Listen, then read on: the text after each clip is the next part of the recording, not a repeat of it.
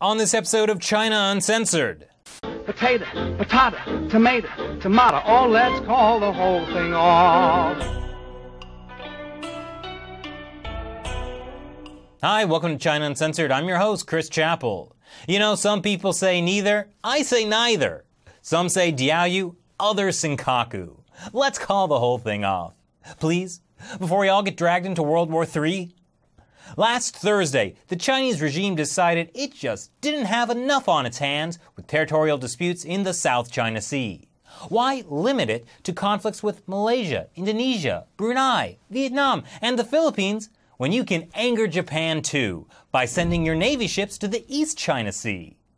This lovely archipelago is at the center of a rocky territorial dispute between China and Japan. China calls them the Dyayu Islands, Japan the Senkaku Islands. Tomato, tomato? Not when exclusive oil, mineral, and fishing rights in the surrounding waters are on the line.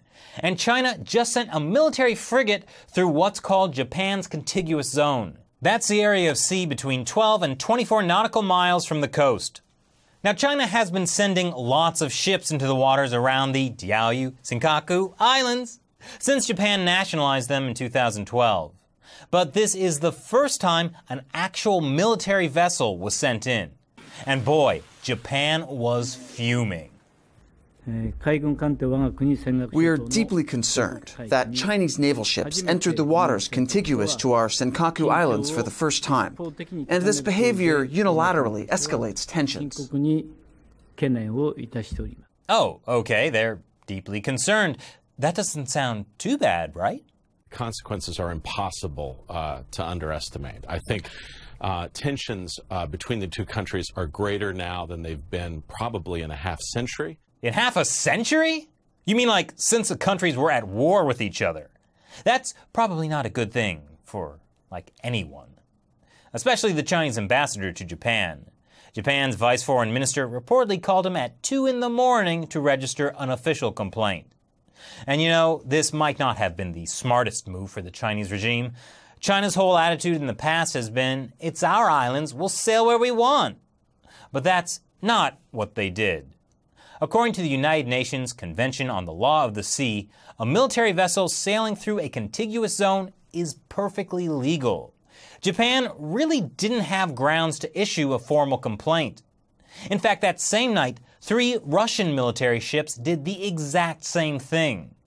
And while the Japanese government is investigating whether there's a connection, they didn't protest the Russian ships.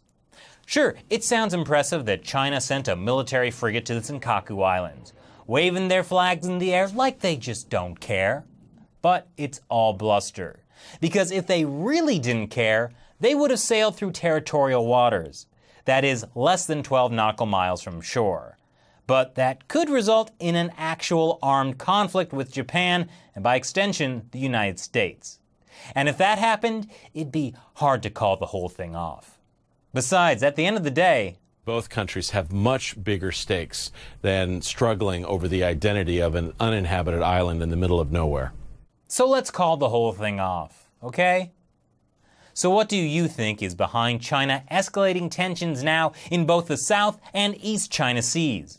Leave your comments below. Thanks for watching this episode of China Uncensored. Once again, I'm Chris Chappell. See you next time. They told their citizens to destroy priceless cultural relics. So why are they surprised when their citizens destroy priceless cultural relics? Unless you've been living in a cave, you know that the artist known as, then formerly known as, then once again known as Prince, was found dead at his estate on April 21st. Last Thursday, the coroner's report revealed the cause of death, an overdose of fentanyl.